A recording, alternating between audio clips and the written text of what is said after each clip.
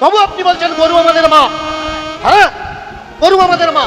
গরু যদি আমাদের মা হলো, ভগবান শ্রীকৃষ্ণের স্ত্রী রুক্মিণীর বিবাহের কারণে 1 লক্ষ গরু কাটা কি করে হয়? রুক্মিণীর বিয়েতে 1 লক্ষ গরু কাটা হচ্ছে, খাচ্ছে কারা? মোল্লারা খাচ্ছে। আমাদের বলে দিল গরু আমাদের মা।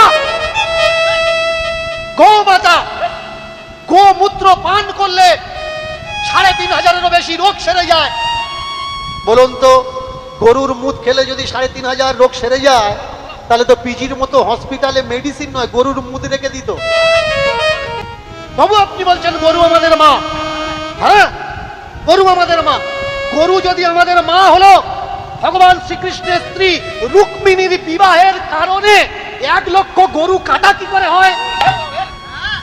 রুক্মিণীর বিয়েতে 1 লক্ষ গরু কাটা হচ্ছে, খাচ্ছে কারা? মোল্লারা খাচ্ছে। প্রমাণ ব্রহ্মবৈবর্ত পুরাণ খুলে দেখে নিন। দীনকৃষ্ণ ঠাকুর ভুল কথা বলছে না ঠিক কথা বলছে? তাহলে গরু আমাদের মা সাজিয়েছে কারা? কোন রাজনৈতিক বিচারধারা। শুধু গরু যে মা বানিয়েছে তা নয়, ভারতবর্ষকে বলা হয়েছে এ দেশ আমার মা। কখনো বলতে শিখেছেন জাপানিদের, জাপান আমাদের মা, আমেরিকা আমাদের মা, ফ্রান্স আমাদের মা। কিন্তু ভারতকে আমরা কি বলি? ভারত আমাদের মা। ভারত মাতা কি জয়, ভারত মাতা কি জয় বলো, না বললে গন্ডগোল হবে। একদল মাথা মোটা টুপি পরে ঘুরছে, ভারত মাতা কি জয় বলবে না। আরে বললে অসুবিধা কোথাও? বল না ভারত মাতা কি জয়। খারাপ হয়ে যাচ্ছে, শুনতে চাচ্ছে বলে দে, পেছনে যাবি ভুলে যাবি। কিন্তু না, ও বলছে তুই বলে, বলছে আমি বলবো না। মারপিটের সূত্র দেশ নিয়ে আরম্ভ হয়ে গেল। ভারত আমাদের মা। ভারত মা হলো কি করে ভাই? কোনো অ্যাঙ্গেল থেকে তো ভারত মা নয়। বলুন তো এই ভারত নাম থেকে এসছে? কিছু মানুষ বলবে লক্ষণের ভাই ভরত, ভরত গদিতে বসেছিল, তার জন্য ভরতের নামকরণ থেকে এই দেশ ভারতবর্ষ। আবার কিছু মানুষ বলবে শকুন্তলার ছেলে ভরত, দুষ্মন্তের ছেলে ভরত, এই শকুন্তলার ছেলে ভরত থেকে আমাদের দেশের নাম ভারতবর্ষ হয়েছে। এবার বলুন তো, শকুন্তলার ছেলে থেকে হয়েছে, রামের ভাইয়ের থেকে হয়েছে, এই দুটো ভরত মেয়ে ছেলে না বেটা ছেলে? বেটা ছেলে, মেয়ে ছেলে নয়। তাহলে এদের নাম থেকে দেশের নাম যদি ভারত হয়, তাহলে ভারত বাবা হবে না মা হবে? দীনকৃষ্ণ ঠাকুর আপনাদের বোঝাতে চাচ্ছে, ফ্যাক্ট চেকিং করুন। আমি বলছি বলে আমার কথা বিশ্বাস করবেন। Only for fact checking. Checking করবেন কি করে? ধর্মীয় মানুষগুলো ধর্ম নিয়ে বক্তব্য দিল, আর আপনি বাড়িতে চলে গিয়ে আপনার ছোট ছোট মেয়ে ছেলের পায়ে কালো সুতো বেঁধে দিয়েছেন। কেন? পাশের বাড়ি দিচ্ছে, এ বাড়ি ও বাড়ি দিচ্ছে, সুতো বাঁধলে নাকি নজর লাগবে না। কিন্তু যার নজর খারাপ, সুতো কেন, লোহার গ্রিল দিয়ে ঝালাই করে দাও, ও কুনজর দেবে। আর যার ভালো নজর, কিছু থাক বা না থাক, সে সবাইকে মা বোন, ভাই বোন, ছেলে মেয়ে বলে বিচার করবে। ফ্যাক্ট চেকিং তাকে বলা হয়। ভালো করে মন দিয়ে শুনবেন। দীনকৃষ্ণ ঠাকুর চাচ্ছে ধর্মকে বৈজ্ঞানিক আওতায় এনে বিজ্ঞান মনোভাবনায় ধর্মকে পরীক্ষা করো। বিজ্ঞানের কোষ্ঠী পাথরে চেক করে নাও ধর্মের এই কথাটা ঠিক না ভুল। এক জায়গায় 4টে ধর্মীয় মানুষ বসেছে, আর এক জায়গায় টেবিল নিয়ে 4টে বৈজ্ঞানিক বসেছে। মায়েরা মন দিয়ে শুনবেন, ফ্যাক্ট চেকিং কিভাবে করতে হয়। এক জায়গায় 4টে বৈজ্ঞানিক বসেছে টেবিল নিয়ে, এক জায়গায় 4টে ধর্মীয় গুরু বসেছে টেবিল নিয়ে, চেয়ার টেবিল নিয়ে বসেছে। এক ব্যক্তি অন্ধকার ঘরে ঢুকেছে, ঢোকার পরে মাথায় কি যেন একটা পড়েছে, মাথা কেটে গেছে, ফেটে গেছে, রক্ত বেরোচ্ছে। তাড়াতাড়ি অন্ধকার ঘর থেকে বাইরে এসে ধর্মগুরুদের কাছে প্রথমে গেছে, গিয়ে জিজ্ঞাসা করছে আমার এরকম হলো কেন? একজন বলে উঠলে গত জন্মের কর্মফল, তার জন্য তোমার মাথাটা ফেটে রক্ত বেরোচ্ছে। আর একজন বললে তোমার পৈশাচিক দশা আছে, শনির দশা চলছে, দশা খারাপ, তাই যেখানে যাচ্ছ তোমার পায়ে পায়ে বিপদ ঘুরে বেড়াচ্ছে।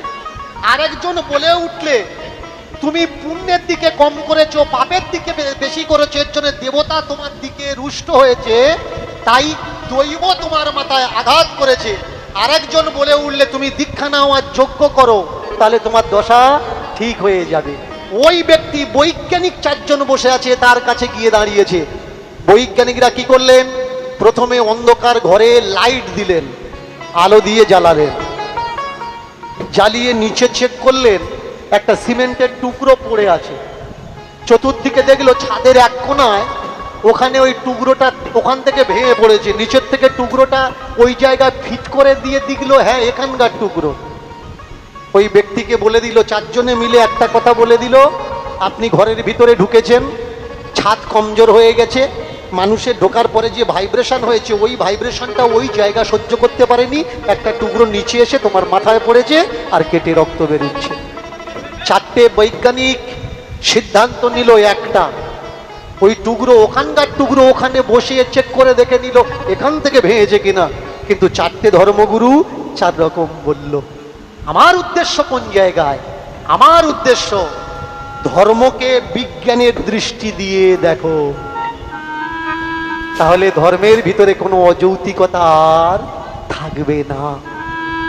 আমার ধর্মের দিকে আঙুল তুলে কেউ কখনো বলতে পারবে না যেই ধর্মে নোংরা লেখা আছে। দীনকৃষ্ণ ঠাকুরের উদ্দেশ্য ধর্মগ্রন্থে যে নোংরা কথাগুলো লেখা আছে সেই কথাগুলো মানুষের সামনে তুলে ধরা। কোন কোন বইয়ে কোথায় কোথায় নোংরা লেখা আছে এই নোংরামগুলো আপনারা মানবেন না। আর ছেলে মেয়েদের বলবেন যে বইয়ে নোংরা কথা লেখা আছে সে বই আমাদের ধর্মগ্রন্থ হতে পারে না। ধর্মগ্রন্থ তো তাকে বলবে যে সকলার মঙ্গল চাইবে, সকলার ভালো চাইবে। ধর্মগ্রন্থ তো তাকে বলবে যার ভিতরে করুণা, দয়া, দীনতা, দৈন্যতা, ভালোবাসা লুকিয়ে থাকে।